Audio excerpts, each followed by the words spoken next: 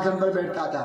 तो मुझे क्या मारेगा, मारने वाला जन्म देने वाला तो सब ऊपर का है। जड़ भरत को बात सुन करके रहुगढ़ को आया ज्ञान कि यह कोई पागल नहीं है, यह कोई साक्षात है। नीचे कूद गया, कंधों में जनेऊ देखी और चमकता हुआ माथा देखा तो डर गया, यह कौन है? महाराज आप कौन हो? ना हम विशंके सुरराज वज्रा न त्रक्ष शूलात्म यमस्य दंडा नान्यार्क सोमा नीलवस्त्र पाता छंके भ्रशम ब्रह्म कुलावमाना। महाराज न मैं इंद्र के वज्र से डरता हूँ, न यमराज के कुल का अपमान करता है, उसका समूल कुल ही नष्ट हो जाता है। महाराज आप कौन हो? तब इन्होंने अपना परिचय दिया कि आज तू जिस स्थान पर बैठा है, तेरे से पहले मैं ही उस स्थान का राजा था। राजन, मरने वाला, जन्म देने वाला, कर्म देने वाला तो सब कौन है? भगवान है। वो हम लोग तो केवल पुतली की तरह हैं, वो जैसे नचा दें, जिस समय वह चाहे तो राजा को भिखारी बना सकता है, वो चाहे तो भिखारी को राजा बना सकता है। या तुम कह रहे हो अहम पूर्वम मैं हूँ, तो यह मैं में ही मनुष्य का अभिमान होता है। करने वाला कराने वाला सब भगवान होता है। ऐसा ज्ञान दिया रहुगढ़ को, तो रहुगढ़ को वैराग्य हो गया। पालकी वालों से कहा जाओ घर जाओ, मैं अब घर नहीं आऊँगा। वन में चले गए। जड़ भरत जी भी भगवान का स्मरण करके भगवान के दिव्य धाम को चले गए। आगे नरकों का वर्णन करते हैं। परीक्षित पूछते हैं महाराज ये पृथ्वी लोक क्या है? ये जो पृथ्वी बनाई भगवान ने क्यों बनाई, कैसी बनाई, इसका विस्तृत क्या है? तो परीक्षित श्री सुखदेव से पूछते हैं। तब सुखदेव जी कहते हैं जिस प्रकार हमारा 14 मंजिला मकान होता है ना, उसी प्रकार ये पृथ्वी भी क्या है, 14 मंजिल युक्त है। 7 लोग इस पृथ्वी से नीचे को हैं, अतल, वितल, सुतल, रसातल, तलातल, महातल और पाताल है। और इस पृथ्वी से भी 7 लोग हैं, भू, भुवा, स्वः, काला है भगवान। पर वो भगवान कैसे हैं? वो दिखते नहीं है। जिस प्रकार तार है ना, तार में करंट है नहीं है, कैसे पता चलेगा? जब बल्ब लगाओगे। अब बल्ब नहीं है और तुमने पता करना है तो क्या करना पड़ेगा? अब तुमको किसी को पता चलेगा कि किसी को पता चलेगा कि अगर लाइट नहीं है, बल्ब नहीं है हमारे पास और तार है, अब इसमें लाइट है या नहीं है कैसे पता करेंगे? या तो उसको छुओ, करंट लगेगा तो समझ जाएंगे कि इसमें लाइट है, या तो फिर बल्ब लगाओ तो पता चल जाएगा लाइट है। तो इसी प्रकार जिस प्रकार इस तार के अंदर बिजली है पर बिना बल्ब के या बिना स्पर्श के वो नहीं दिखती है, उसी प्रकार भगवान भी संसार में अणु अणु कणु कणु में रहते हैं। पर भगवान कब दिखते हैं? या तो किसी ज्ञानी लोगों के पास जाओ, बल्ब माने जो ज्ञानी पुरुष हैं, वह भगवान का बताएंगे कि भगवान ऐसे होते हैं, ऐसे कृपा करते हैं। या साक्षात भगवान की इतनी सामर्थ्य है तो साक्षात भगवान को ही अजमाओ कि भगवान तुम हो कि नहीं हो। स्पर्श करो, जब लगेगा करंट, जब लगेगा भगवान को न मानने का दंड, तब पता चलेगा कि भगवान इस संसार में होते ही होते हैं। आदमी ने पहले न मानने को भगवान। कोरोना भी ना, कोरोना में बड़े बड़े लखपति करोड़पति जब हारी गया है तो उस समय किसकी चली? तब तक समझते थे मेरे अस्पताल में एक छोटा डॉक्टर मेरे बछाड़ी सर है, मेरा बच्चा है, कोई कहता है मेरा है मेरा है। जब ऑक्सीजन के लिए बड़े बड़े दंपति, बड़े बड़े बिजनेसमैन मरे, जब वायु के लिए ना, तब पता चला भगवान क्या होता है। उस समय किस सबके मुख में क्या था? भगवान का था नहीं था। कोरोना में सबन का हे भगवान है जो आज कोरोना जो आज अपन मुँह में आ गया। हम देखो भगवान प्रकृति कब विकृति रूप लेती है। हम कल बैठे बड़े जतने भैया ने बलदा इथुर मुँह ने आ गए, बलदा मुखले माल लाग गए ना। अब भगवान ने ऐसा चलाया, बलदो मुखो माल तक खुल गया, हमारे मुखले माल लाग गया। चलाया नहीं चलाया? देखो भगवान न जाने कब कैसे परिवर्तन कर देता है, कोई नहीं जानता है। तो ये भगवान की कृपा है। करने वाले कराने वाले सब भगवान होते हैं। बस क्या करना है, जो धर्म है उस धर्म पर हमको चलना है।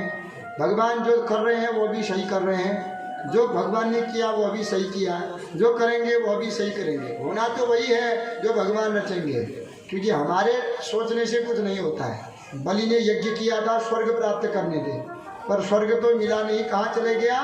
पाताल लोक का राज मिल गया था। इसलिए मन चाहे नहीं होते हैं, प्रभु चाहे तत्काल, बलि चाहता था स्वर्ग को और भेज दिया पाताल। इसलिए मन के चाहने से नहीं होता है। भगवान अगर चाहें तो न अनहोनी कर देते हैं, न होने वाला कार्य भी भगवान कर देते हैं। हम अगर करना चाहें, भगवान की इच्छा नहीं है तो होने वाला कार्य भी बिगड़ जाता है। तो यह क्या है? संपूर्ण विष्णुमयम जगत। यह जगत क्या है? भगवान विष्णु के ही अधीन है। तब बताते हैं कि ये सूर्य चंद्रमा आदि किसके अधीन चलते हैं? भगवान विष्णु के ही अधीन चलते हैं। भगवान विष्णु ही करने वाले, कराने वाले, बनने वाले, बनाने वाले हैं। और भगवान की प्रकृति के साथ जो छेड़छाड़ करता है भगवान उसको दंड देते हैं। भगवान के बनाए हुए शास्त्र को जो मर्यादित नहीं कर मानता है, जो उनका आज्ञा नहीं मानता है, उसको भगवान दंड देते हैं। जो भगवान के शास्त्रों के अनुसार, वेद पुराण के अनुसार भगवान के वचनों पर चलता है, उस वह मनुष्य इस भवसागर को गाय के खुर की तरह पार कर जाता है। सुखपूर्वक रहते हुए वह दिव्य अपनी लीला को संवर्ण करके चला जाता है। इसलिए 14 कलयुग तो यह पृथ्वी लोक है, और पृथ्वी से थोड़ी दूर में क्या है? नरक है। नरक कैसे होते हैं? जिस प्रकार भारत के नक्शे के सामने छोटा क्या दिखे रहता है बगल में? श्रीलंका का नक्शा। तो ऐसा ही है 14 कलयुग तो पृथ्वी है, उसके बगल में छोटा नरक है। अब परीक्षित पुनः पूछते हैं, महाराज नरका किम देश विशेषा? महाराज ये नरक क्या कोई देश विशेष है? नरक क्या है, कैसे है? तब बताते हैं नरक तो अनेकों हैं, पर 28 मुख्य नरक हैं। उन 28 नरकों में भी 10 नरक बहुत मुख्य है। वह कौन है? रौरव, महारौरव, तामिश्र, अंधतामिश्र, कुंभीपाक, स्वमांस भक्षण, पुरीक भक्षण, ताम्र अशिपत्र आदि यह क्या है? यह मुख्य 10 नरक बताए गए हैं। तो महाराज ये नरक क्या होते हैं? नरक क्यों बनाए भगवान?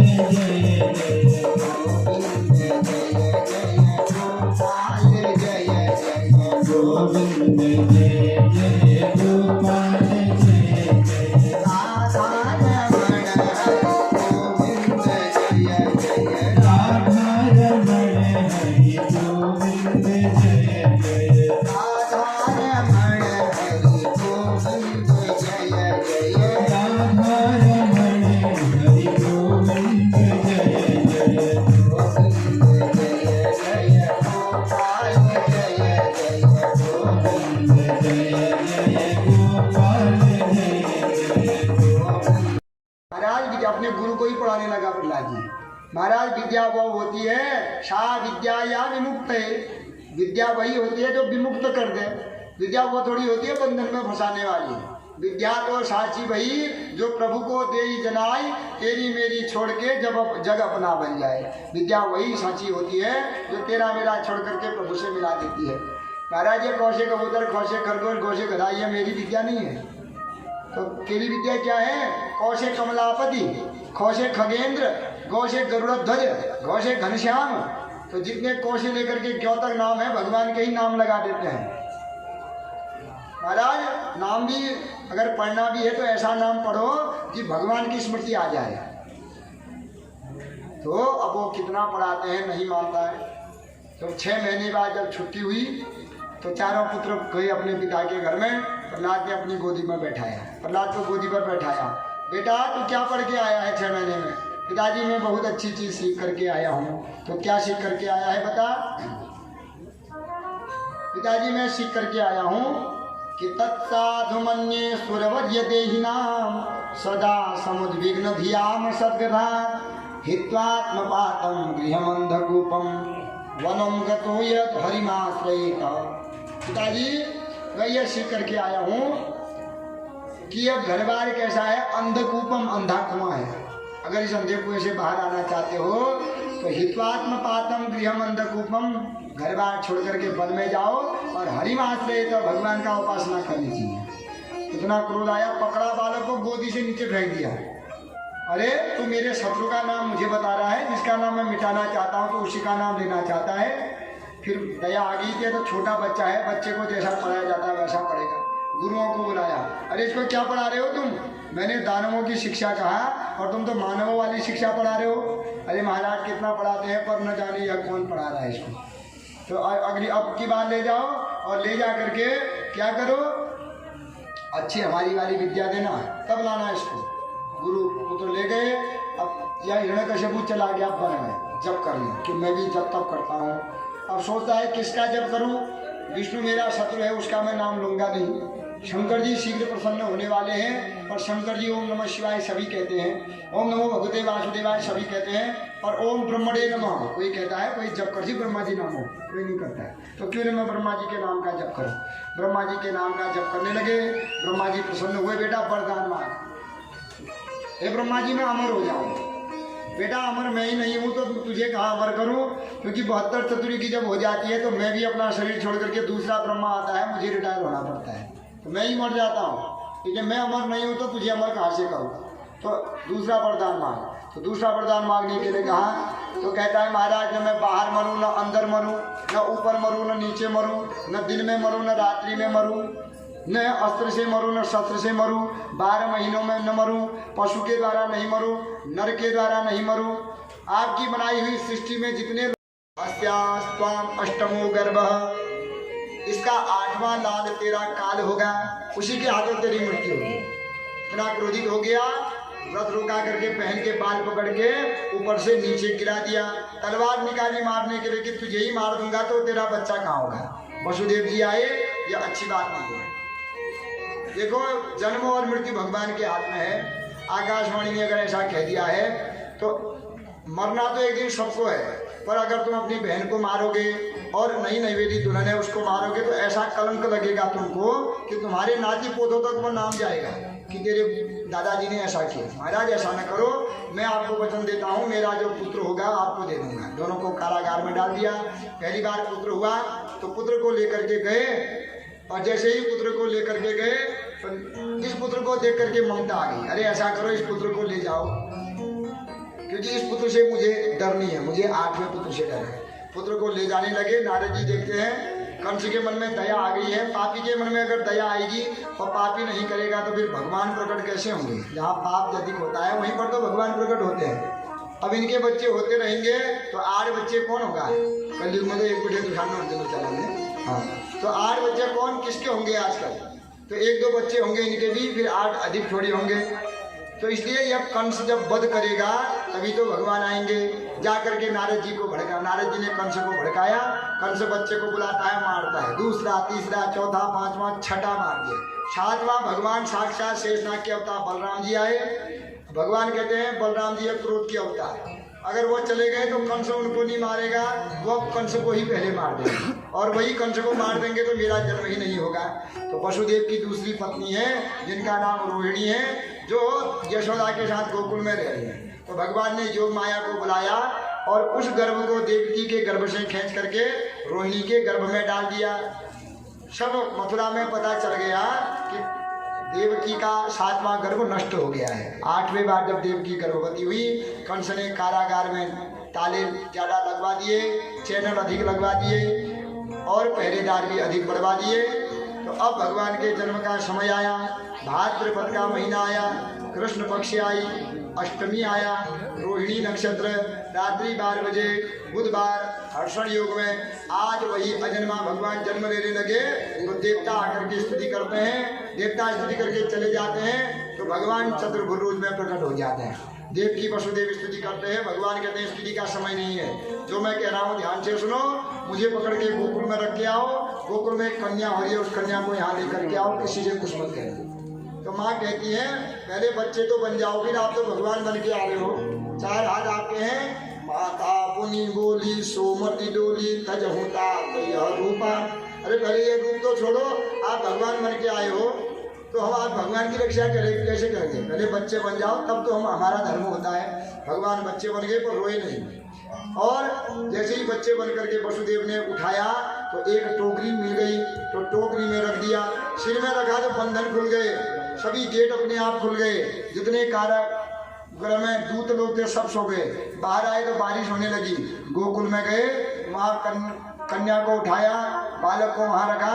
मथुरा में आए, जैसे ही जेल के अंदर गए तो वो कन्या को नीचे रखा तो बेड़ियाँ लग गई, केवाड़ अपने आप बंद हो गए, सभी जग गए। दौड़ दौड़ जब कन्या रोने लगी, सभी दौड़ दौड़ करके आए, कंस भी दौड़ करके आया, देखता है कि मेरा काल हुआ है, पर यहाँ काल नहीं है तो काली हुई है, क्योंकि उसने कहा कि 8वें पुत्र लाल के द्वारा जो है वध होगा। यहाँ लाल नहीं, यहाँ तो लाली हुई है। लाली कहते हैं लड़के को, लाला कहते हैं लड़के को मथुरा में। इससे मुझे क्या डर है? अरे कहीं ऐसा न हो यही मुझे मारे। छोड़ना ही नहीं है, पकड़ा, घुमा करके पटकने लगा तो हाथ छुड़ा करके वही अष्टभुजी आदि शक्ति भगवती बन करके प्रकट हो गई। बोलिए भगवती मैया की जय। और कहने लगी अरे कंस तू मुझे क्या मारेगा, तुझे मारने वाला कहीं और प्रकट हो गया है। तो कंस कहता बता दो कौन है? अरे पूरी जन्मत पत्री थोड़ी बताऊंगी, राजा बना बैठा है, तेरे ही राज्य में है, जा है तो ढूंढ। तो कंस बेचारा अपने कमरे में चला गया। ये देवता लोग भी बड़ी जो है विडम्बना करते हैं, कहा कि मेरे घर में होगा, मेरे घर में न होकर के न जाने अब कहाँ हुआ है। यहाँ कंस बड़ा परेशान हो गया मथुरा में, और कंस को परेशान होने दो मथुरा में। अब हम लोग चलते कहाँ? गोकुल में। 90 साल के नंद बाबा हैं, 80 साल की यशोदा मैया है, अभी तक कोई संतान नहीं है। एक दिन ब्राह्मण लोग, साधु संत लोग आए, इन्होंने बढ़िया करके दूध, माखन, मिश्री, मालपुआ आदि खिलाया। तो ब्राह्मणों ने डकार लिया और पेट पर हाथ घुमा करके कहने लगे नंद बाबा पुत्रमान भव। नंद बाबा कहते हैं महाराज बुढ़ापे में कैसा आशीर्वाद दे रहे हो, 90 साल का हो गया हूँ, आज तक पुत्र नहीं हुए तो अब कैसे पुत्र होंगे? अरे ब्रह्म वाक्यम जनार्दनम, ब्राह्मणों के मुख से आशीर्वाद निकला है तो वह कभी झूठा नहीं होता। तो हम करेंगे, हमारे लिए खूब दूध दही दो, खूब मालपुआ खिलाओ, हम ऐसा मंत्र पढ़ेंगे कि तुम्हारे घर में लाला का जन्म होगा। महाराज 9 लाख गैया हैं, कोई कमी नहीं है। तो होने लगे, क्या करने लगे कि खूब मंत्र जपने लगे। मंत्र का प्रभाव हुआ कि 80 साल में यशोदा जी गर्भवती हो गई। सभी बड़े प्रसन्न हुए कि यशोदा जी गर्भवती हो गई हैं। नंद बाबा अपनी बहन को बुलाने गए, सुनंदा को, भाभी की चल सेवा करेगी, तू बुआ बनने वाली है। तो वह खूब भाभी की सेवा करने लगी। अब एक दिन क्या देखती हैं, भाद्रपद कृष्ण नवमी में देखो, इसलिए जो जन्माष्टमी का भेद आदिम पुराण ने तो ब्राह्मणों को पता रह जो ढोंग में, हाँ न सुनाई जन्म सब। देखो भेद है, हम लोग जन्माष्टमी का भी भेद है, ये वैष्णव और शैव का भेद होता है। हमारी चीज़ पहले दिन हो जाती है, औरों की दूसरे होती है। जन्माष्टमी है, हमारा पहले दिन उत्सव हो गया, और जब बहन है न भटजी, ये हमारे गुरु जी लोग हैं भटजी लोग, इनका दूसरे दिन होता है, हमारा पहले दिन होता है, क्योंकि पहले से बांट रखा है वैष्णव और शैवों का। हमारी एकादशी पहले दिन होगी, इनकी दूसरे दिन होगी। परसों ही है ना, जैसे 6 तारीख को हमारी एकादशी है, ये गुरुजी लोगों की 7 तारीख को होगी, विशाल और सामना होगी। तो ये पहले से नियम बना रखे हैं। अब आदिम कुरान की तुम पातोड़ रह जाओ ढूंगा, अरे हमर पातोड़ ढूंगर रहो, तुम्हारे नंदन को भाग्य लेते ढूंढ मरो, और अगर तुम्हारे पातोड़ में क्या लिखना हो, तुम्हारे नंदन को तो भाग्य लिखना हो, कुरान ने तुम्हारे पातोड़ में आग लग जाओ, कुरान पे ग्लानी होती है। अपना क्या को गुरु सर खबर हो गई है, नहजे तो बामना घर बामना घर कब जा, जब तुम्हारे घर के गलत हो तो बामना घर जाओ, इसमें सोचने में आ गई। तो पतड़ में तुम्हारा नंदन को भाग्य लिखना भी हो, बामनों की बामन का तो आजीविका है, एक पातड़ जो लोग दूसरों के आ जाओ, एक पातड़ हरा लो, तुम्हारे नंदन को जो टमको हूँ टमका राजा कमरे ले लागी। तो शब्द में शब्द ब्रह्म कहा गया है, ये शब्द सोच समझ के बोलना चाहिए। तो नवमी के दिन यह गई कौन, सुनंदा मैया देखती है लाला जन्म सुनी आई, यशोदा मैया के दो बधाई। मैया दे दो बधाई, दे दो बधाई मैया दे दो बधाई।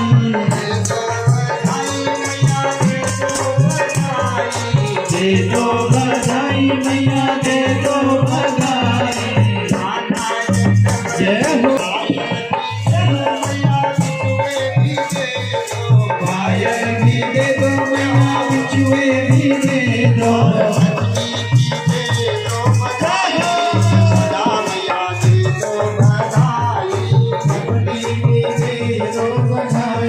यशोदा मैया दे दो बधाई।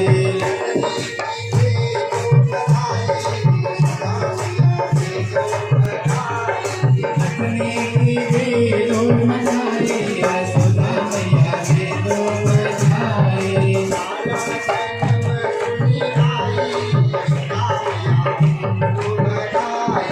लाला जन्म सुनी आई, यशोदा मैया दे दो बधाई।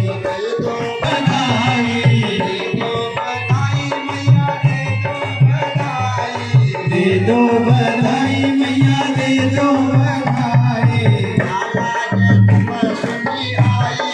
जय हो लाला जन्म सुने आई, यशोदा मैया दे दो बधाई।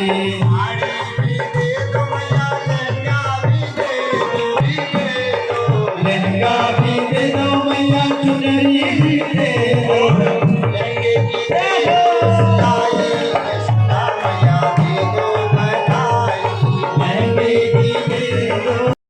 अमर ग्रंथ ये मुक्ति पंथ ये पंचम वेद निराला, नव ज्योति जगाने वाला।